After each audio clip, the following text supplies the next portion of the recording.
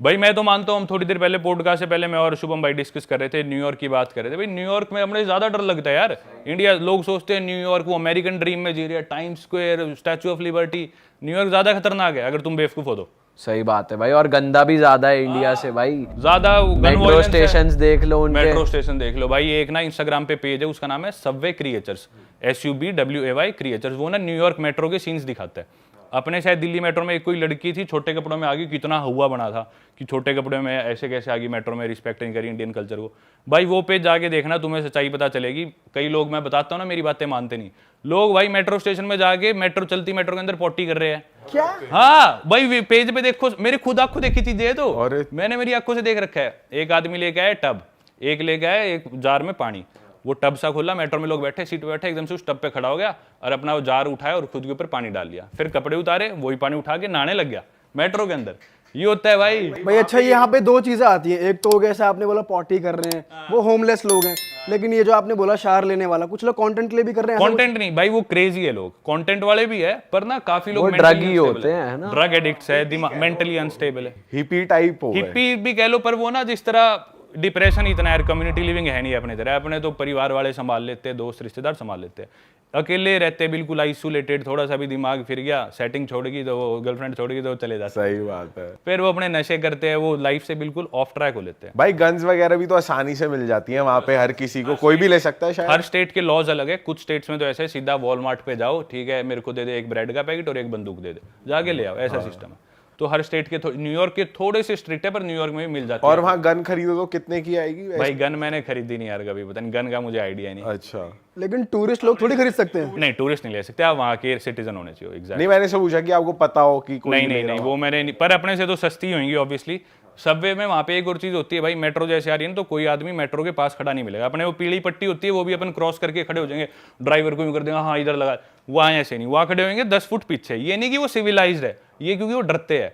क्योंकि कई लोग क्या करते हैं, जो दिमाग से पागल है, मेट्रो आ रही है किसी को भी, वो दिमाग से पागल है, धक्का दे देंगे, वो मेट्रो से भिड़ के मर जाते लोग। तो ऐसे बहुत कॉमन है इंसिडेंट्स। मैं पहले दिन खुद आगे खड़ा, मैं सोच रहा है लोग पीछे क्यों खड़े। फिर मेरे को एक लोकल ने बताई, फिर मैंने जाके यूट्यूब पे वीडियोस देखी, इतना कॉमन है भाई।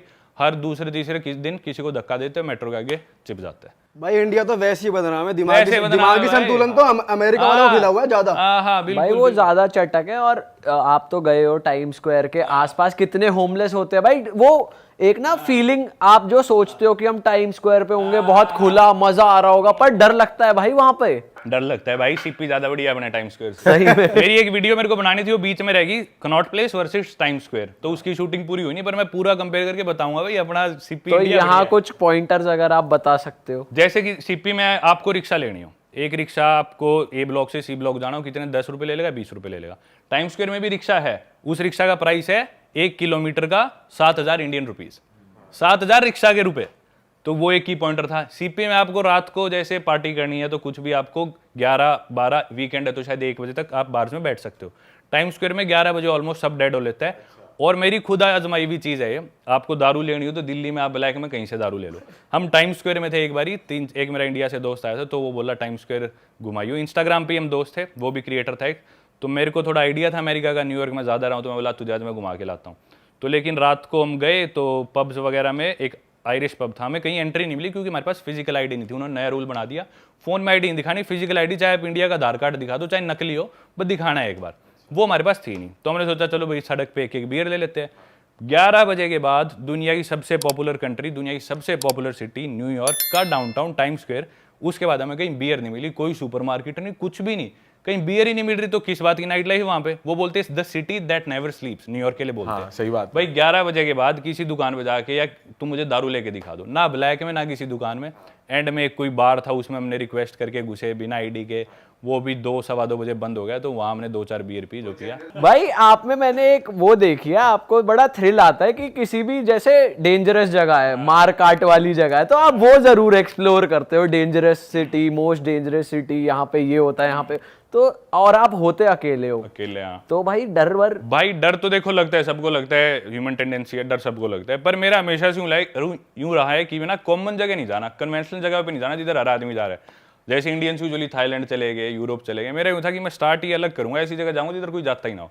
तो तब से ही मैंने अपना ये यूएसपी बना लिया भाई, जो खतरनाक जगह है, जो अनकन्वेंशनल जगह है, वॉर जोन्स है, या जिधर और लोग जाने से डरते हैं मुझे उधर जाना पसंद है, और उधर जाके मेरे को और ज़्यादा मज़ा आता है। क्योंकि जैसे सीरिया चला गया मैं, सीरिया कोई नहीं जाएगा, लोग डरते हैं, लेकिन जब मैं सीरिया आया तो उन्होंने देखा अच्छा कोई टूरिस्ट है इतनी दूर से हमारे देश घूमना है, हमें भी कोई घूमना है, वो इतने खुश हो गए यार। लोग मेरे से पैसे नहीं लेते थे दुकानों पे, बोले नहीं हम आपसे पैसे नहीं ले सकते, आप हमारे जैसी कंट्री में घूमने आए हो।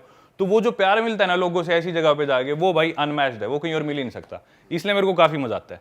भाई इसको थोड़ा ना और एग्जांपल की तरीके से बात करते हैं। रिसेंटली आप एक कंट्री में गए जहाँ पे आपको लोकल लोग मारने लगे, पत्थर फेंकने लगे, आपको गाली गलौज करने लगे, तो वो एक्सपीरियंस कैसा था, कुछ बताओ उस बारे में। आप हेती की बात कर रहे हो ना हेती की शायद? बात कर रहा हूँ हाँ। तो हेती भाई जिनको नहीं पता मैं बता देता हूँ, क्योंकि ना आम लोग जो इतना ट्रैवल नहीं करते हैं, मैं नहीं बताता ज्योग्राफी के बारे में, कंट्रीज के बारे में, तो थोड़ा सिंप्लीफाई कर रहा हूँ।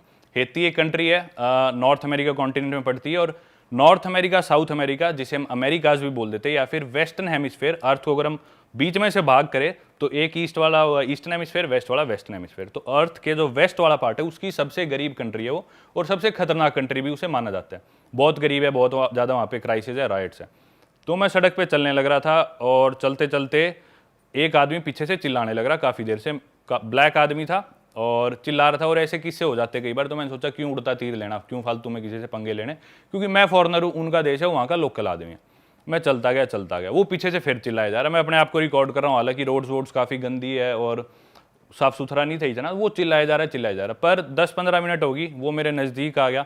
तो मुझे लगा कि अब तो फाइट और फ्लाइट वाली सिचुएशन आ गई है, तो लड़ना पड़ेगा या भागना पड़ेगा। तो मैं जैसे चलने लग रहा हूँ, मेरे लेफ्ट साइड में 2 लड़के बैठे थे, एक जीप थी, उस जीप पे 2 तगड़े लड़के बैठे थे, लोकल ही थे, वो भी ब्लैक्स वहीं के, हाइती के। तो वो मेरे को दूर से घूरने लग रहा है, पीछे से मेरे राइट साइड में वो आ रहा है, लेफ्ट साइड में 2 लड़के जीप पे मेरे को घूरने लग रहे हैं, मैं ऐसे चलने लग रहा हूँ। तो मैं अब समझ गया कि हो सकता है ये मिले हुए सारे और ये मेरे पे अटैक करे। वो मेरे को घूर रहे हैं, मैंने फ़ोन जेब में डाल लिया, रिकॉर्डिंग बंद कर दी कि अब कुछ भी हो सकता है।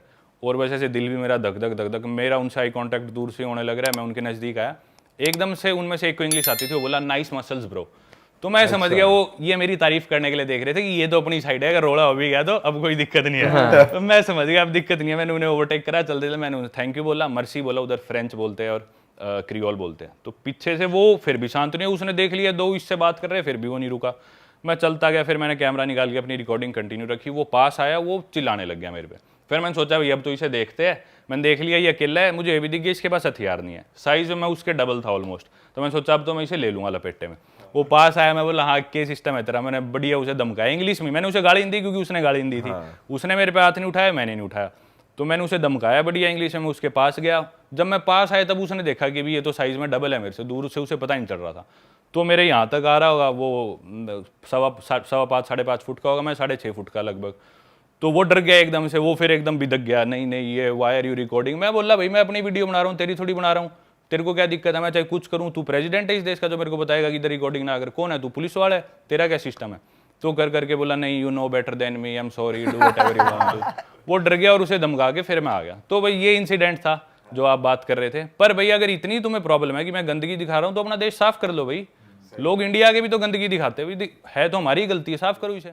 अरे वाह, आपने ये वीडियो यहाँ तक देख ली भाई, तुमने हमारी मेहनत सफल कर दिया, तुम ही लोग हो असली रियल हिट। और अगर आपको बहुत मजा आ रहा है ऐसी क्लिप्स में, ऐसी वीडियोस में, तो फटाफट जाइए प्लेलिस्ट पे बिंज वॉच कीजिए, सारी वीडियोस देख डालो और मौज काटो। दैट इज इट, हम मिलेंगे नए पॉडकास्ट में, नए क्लिप में। Till then bye bye, see you, take care, do subscribe.